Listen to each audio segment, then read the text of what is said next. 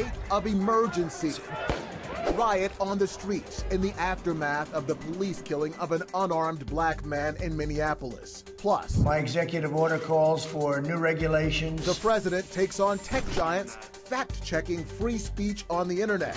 This as the coronavirus pandemic yields another record loss in consumer spending and a somber anniversary. There's an active shooter on our campus. This weekend marks 1 year since a mass shooter killed 12 people in Virginia Beach. All of this and more tonight on Faith Nation.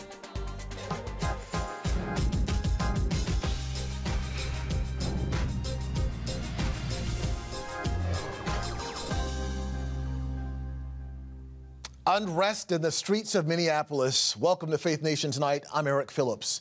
Well, major developments tonight in the George Floyd case. The officer seen kneeling on Floyd's neck during his deadly arrest is charged with third-degree murder and manslaughter. This as angry crowds continue to spread across the country in the wake of Floyd's death. Protesters taking to the streets of Minneapolis and other major cities like New York as well as Los Angeles. Many of these demonstrations turning violent.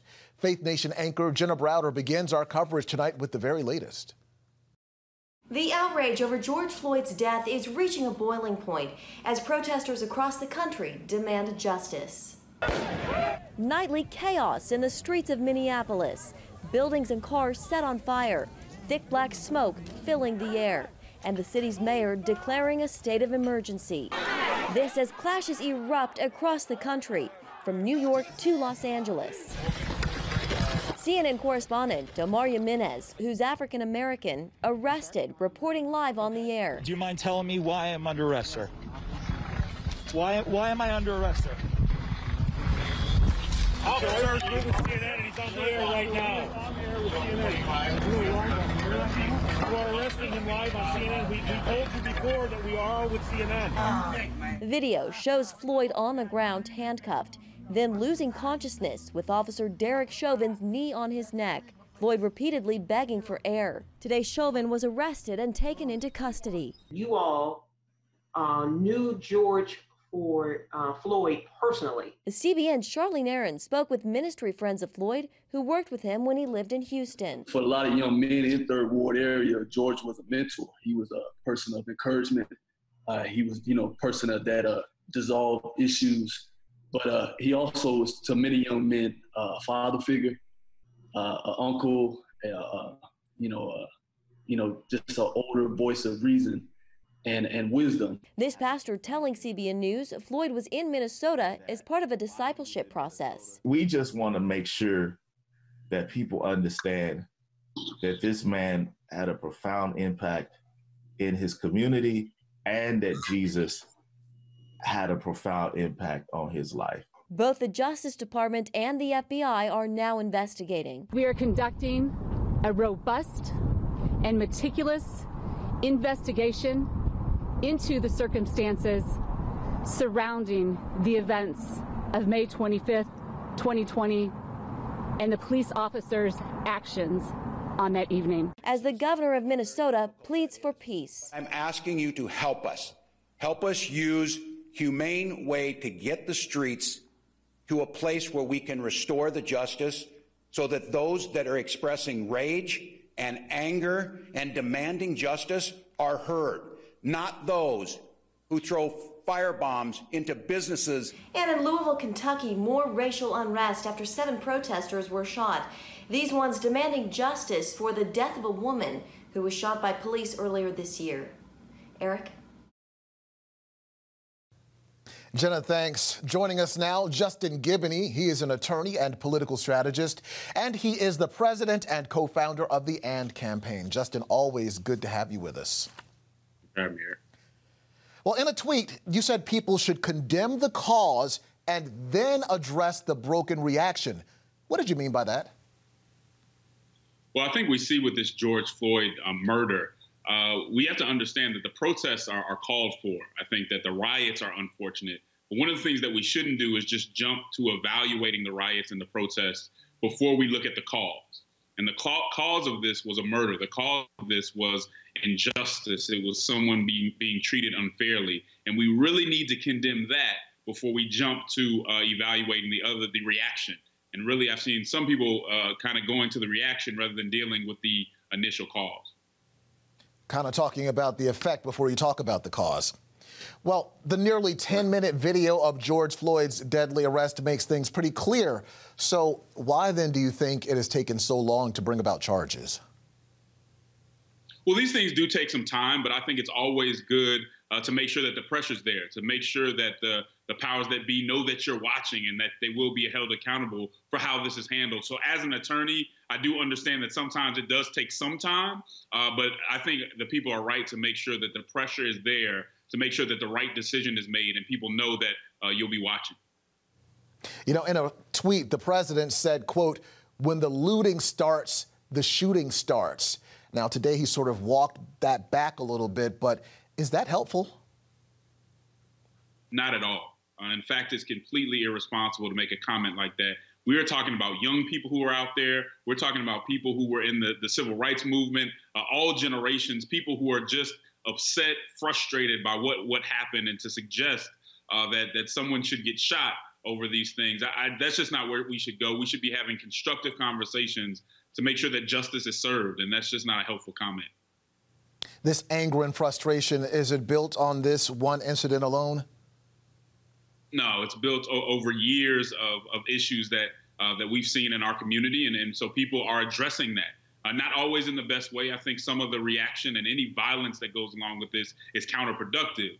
But these are things that people have been dealing with for a long time in very underserved areas that are dealing with a lot of different disparities. And again, we have to look at those long-term causes as well before we really try to condemn those who are reacting to a really bad situation.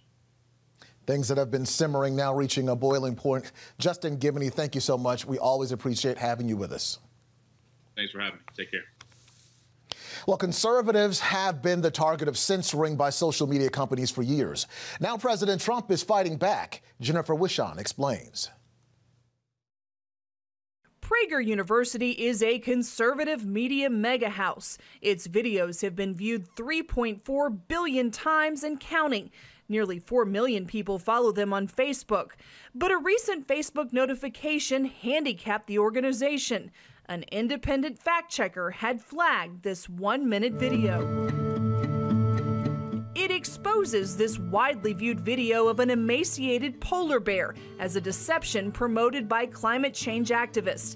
Facebook calls it fake news, and to punish Prager, it's limiting distribution of its posts. What Facebook is doing, they're trying to keep their hands clean, and they're using these third-party fact checkers to be the truth tellers and to determine what is true and what is not. So, unfortunately, it's very easy to weaponize this and to target organizations like us at PragerU. This comes just days after Facebook appointed the first 20 members of its new oversight board. Only 5 are American, and that's raising red flags since the board has signaled an intention to adopt global, not American norms on free speech. President Trump is sounding the alarm. He signed an executive order that removes the liability shield social media companies currently enjoy because they're considered neutral platforms. Trump says they're anything but. What they choose to fact check and what they choose to ignore or even promote is nothing more than a political activism group or political activism. And it's inappropriate. Overnight, Twitter posted a notice the president violated its rules on glorifying violence, flagging this tweet about continuing violent protest in Minneapolis. This after the platform added a fact-checked warning to 2 of his tweets about mail-in voting. Facebook CEO Mark Zuckerberg recently took a different tone than Twitter or even his own newly appointed oversight board, saying, "I don't think that Facebook or internet platforms in general should be arbiters of truth." The easy solution would be for the president, PragerU, and other conservative groups to get off the platforms that are censoring them. But that would take them out of the marketplace of ideas, where they can potentially reach billions. Jennifer Wishon, CBN News. And here with us now for more on this is John Bergmeyer, legal director with the Public Knowledge Group based here in Washington. John, welcome. Thank you for having me. Absolutely. Well, we just heard Jennifer talking about how Twitter slapped President Trump with a new check mark, calling his tweet about the Minneapolis protests in response to the death of George Floyd a violation of its rules about glorifying violence. Should this be Twitter's decision? Yeah, I mean, I think we want to make sure that private companies like Twitter remain free as they are under the First Amendment and as they are under Section 230. To make the decisions about the content that they want to carry and market however they see fit. Well, just to explain a little bit more for our viewers and give some background, at issue here is actually the legality of Section 230, which protects social media platforms from any liability in regards to what the users post. Lawmakers say that by fact-checking third-party content, social media platforms give up those protections. So is Section 230 too broad and really too powerful? Well, there are a number of lawmakers who say that what Twitter does means that they give up their protections, but their arguments are just wrong. They've never been accepted by any court, and they're contradicted by the plain text of the statute. I think there are legitimate debates to have over the scope of Section 230. For example, some people have said that when platforms are knowingly hosting unlawful content, they should face more liability. There's other reforms that I think might be called for, but those reforms have to go through Congress. I mean, Section 230 is a law passed by Congress, signed by the president, and a later president has no ability to simply dictate that it no longer applies or to attempt to change it through executive order. Well, now, if these social media giants are now in the business of essentially fact-checking free speech, who, in fact, is fact-checking the fact-checkers? That's a good point. I think they might very well get it wrong. And it's important to note that, Twitter does not have any liability protection for the content of its own fact check. It puts up its own text saying, well, we think that the president is wrong on these points. That content is from Twitter, so it has no liability protection for it. I think that you do want to have the marketplace of ideas. I think that the real solution, though, is not just to regulate these social media monopolies to make sure, so that they serve this interest or that interest, but to have a more competitive marketplace where there are more people. I think that is the proper role of government, is antitrust laws, promoting a diverse landscape of different social media companies, maybe even ways that they can interoperate with each other so everyone can still talk to each other. And then you have different points of view. You have different people running these networks, and they might come to different decisions. And I think that's generally the best approach. I think it's very dangerous to say that Section 230 should simply be repealed, because remember, it doesn't just protect these social media giants. It protects every website out there. If you had a Christian bulletin board system, it protects that service as well. That's what enables it to remove posts that the moderators of that forum might find inappropriate. These laws are of general applicability. They apply to everyone. They also apply to users. So I think people really need to be very cautious in how they deal with them, just in response to individual acts of content moderation that they might disagree. All right. Well, John Bergmeyer, thank you very much for joining us today. Fact is, we're out of time. Thank you, sir. Okay. Thank you. Well, tonight, the president is announcing the termination of U.S. relations with the World Health Organization. The president is cutting ties and blaming the WHO for not making coronavirus reforms amid a global pandemic with over 100,000 U.S. deaths. President Trump is also removing special trade status to Hong Kong, announcing that the U.S. no longer views Hong Kong as an autonomous nation from China. We will be today terminating our relationship with the World Health Organization and redirecting those funds to other worldwide and deserving urgent global public health needs. The world needs answers from China on the virus.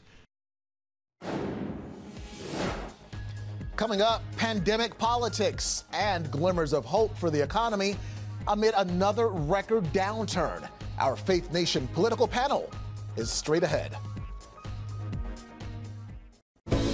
Come home to the sounds of Southern Gospel from CBN Radio. You'll enjoy a rich Southern blend of bluegrass, classic gospel, and Southern gospel favorites like the Gaithers, the Crab Family, and bluegrass sounds like Mountain Faith. So make yourself at home with the all-new CBN Southern Gospel, now available at cbnradio.com.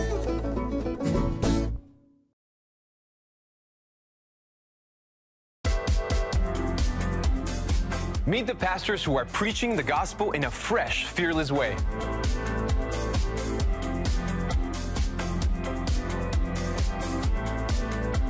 I'm Roberto Torres-Cedillo. Join me each week for Next Gen Voices.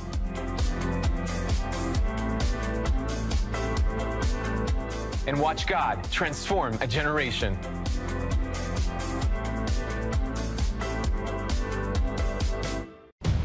Prophecy thousands of years old. We were called to be a light to the world. Being fulfilled today.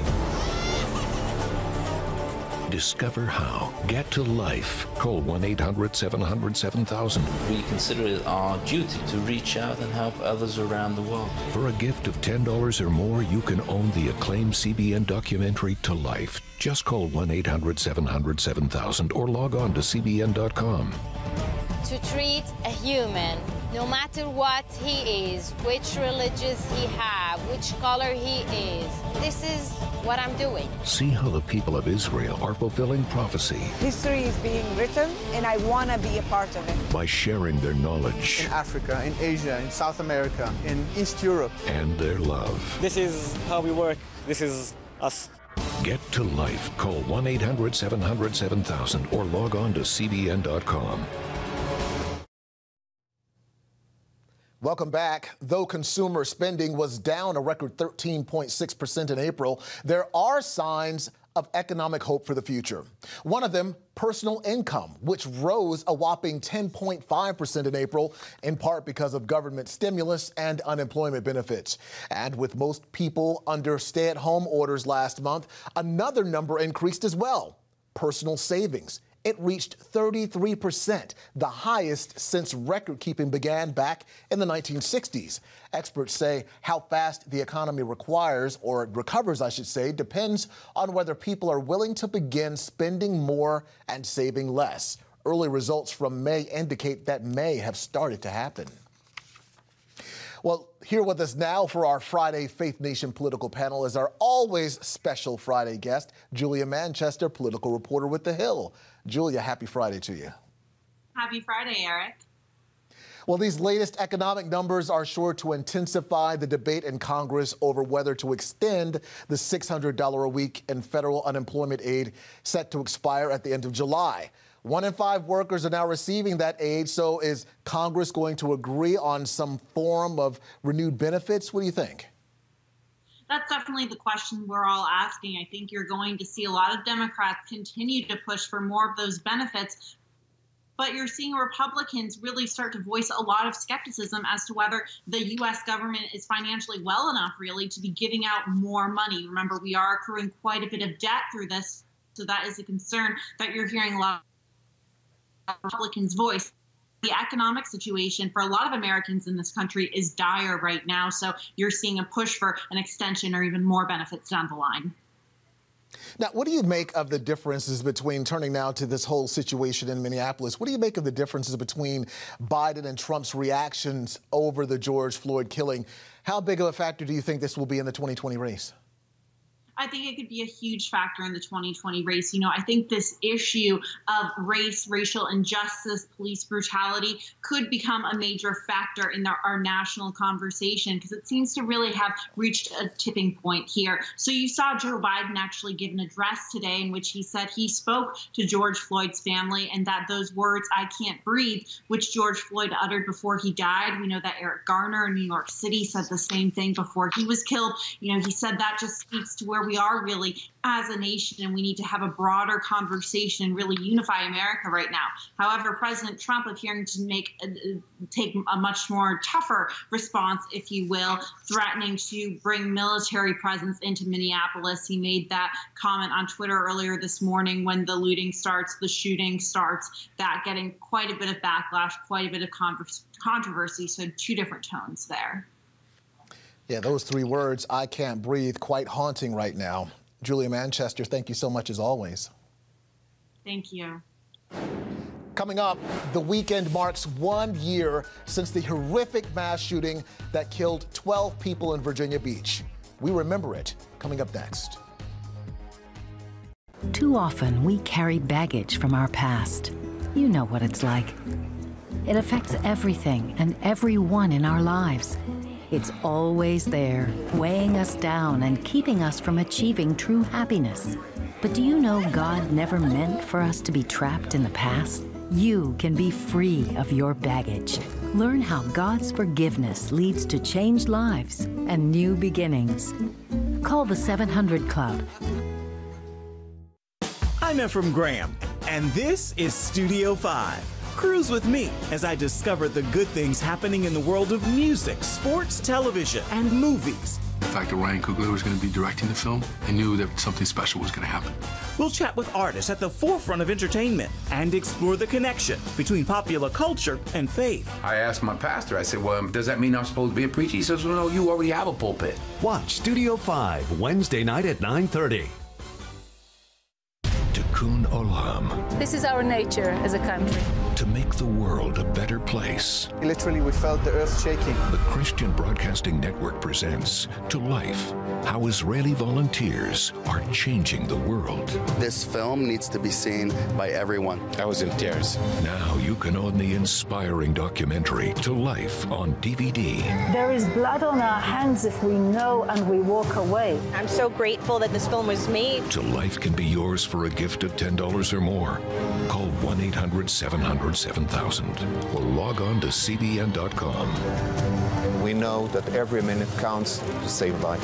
It'll bless Israel, but it'll also bless all the friends of Israel. Discover the untold story of how Israeli volunteers are making the world a better place. Call 1-800-700-7000 or log on to cbn.com to get your copy today. This Sunday, Virginia Beach will mark 1 year since a city employee fatally shot 12 people and wounded 4 others. For many survivors, first responders, and even the mayor, it's been a painful year. Here's Heather Sells. Tia Howell was leaving Building 1 on that Friday afternoon, May 31st, when another Virginia Beach city employee called her to come back. She actually saved my life because as I was getting ready to walk out, it was reported that the shooter was actually in the same parking lot that I parked in, and he actually shot someone right where my car was parked. Howell, a city financial administrator and young mom, immediately ran to the first floor mailroom. I remember just sitting under that desk, just praying and crying, and I even tried to reach out to my parents to tell them that, I love them. I didn't know what was going to happen because we didn't get any information. It was just dark, black, and they just kept telling us to be quiet. Mayor Bobby Dyer was headed home after work when his assistant called with the news. She said there's an active shooter on our campus. And then I started getting phone calls. There was a fatality. There were more fatalities. The gunman killed 12 people before police shot him. He died later at a local hospital, leaving a host of unanswered questions as multiple investigations have found no motive. 1 year later, victims and survivors still carry visible and invisible wounds, and that includes the mayor. After the dust settled and, after a while, I had to get some counseling myself. It's, you got to be, as a leader, you got to be strong at times, but you also have to be human at times. In the beginning, I thought that I could handle it. However, I found myself sitting at my desk, crying most of the time. Oftentimes, my coworkers would come into my office crying. We would go into each other's offices crying. And that lasted at least about a good 3 to 4 months of continually crying and just lamenting over the coworkers that we lost. Howell also sought counseling, received a diagnosis of post-traumatic stress, and had to leave her job. And she's not alone, so the city has provided free counseling for anyone affected. This month, Virginia Beach painted a giant forget-me-not symbol at a local park, but it had to cancel its memorial events planned for this weekend in light of COVID restrictions. Instead, it's offering an online remembrance, and the mayor wants victims and survivors to know they are not forgotten. We will embrace these people in perpetuity. We will eventually come together. But, this was the worst day in the history of Virginia Beach. And we intend to continue to show honor and respect for those affected. Howell says she still experiences fear when she walks into public buildings, but she's thankful to God for the healing he has already provided. The word is true. If you pray and seek his face, he really, really, really will help you and calm your fears. Heather Sells, CBN News. Coming up, when working from home gets to be too much, take yourself to church with this hilarious and uplifting video. You're watching Faith Nation on the CBN News Channel. It's the new Superbook Bible app. It's packed with games, activities, and Superbook episodes that you can watch for free. Oh, no! There's trivia, a fun daily devotional, and answers to your Bible questions. Plus, an easy-to-understand Bible the whole family will enjoy. You can even create your own Superbook character. Ta-da! It's the new Superbook Bible app. Free downloads on iTunes, Google Play, and Amazon. From Washington, D.C., uncompromising stories, interviews, and analysis from veteran journalists David Brody. Escalating fight. Jenna Browder. Chose his words carefully. Ben Kennedy. Plan to join him. And Amber Strong. For impeachment grows a little bit louder. Bringing you the political news that matters. We get out and tell the story of the progress that we're making in this country. Watch Faith Nation, weeknights at 6 on the CBN News Channel.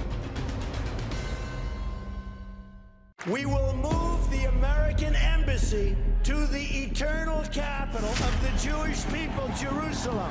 As the nations rage, you can stand with Israel. History is being written, and I want to be a part of it. Call 1-800-700-7000 and get to life. This is our nature as a country. Discover the untold story of how Israeli volunteers are changing the world. We consider it our duty to reach out and help others around the world. For a gift of $10 or more, you can own the acclaimed CBN documentary To Life. To treat a human, no matter what he is, which religious he have, which color he is, this is what I'm doing. Support Israel in their time of need. Get to Life, now available on DVD. Call 1-800-700-7000 or log on to cbn.com. And I wish that other people throughout the world could see this side of Israel. And finally tonight, while endless Zoom meetings and distance learning sessions are bringing most people down, one young boy took them as signs from God to take a break and preach a creative sermon. Watch as Ramon nails a fiery preacher impression, lifting his online assignments up to God. You know, I don't want to do the work because God is doing the work in me. How am I supposed to be doing work when he's working in me? All right, now, by the end of the video, Ramon was on his feet and had convinced everyone in the room that his homework could wait as he was overcome with the Spirit. Everyone, that is, except his mother. We could all use some comic relief, and Ramon certainly delivered right on time. Somebody give that man a pulpit. We'll see you back here on Monday. Have a great weekend.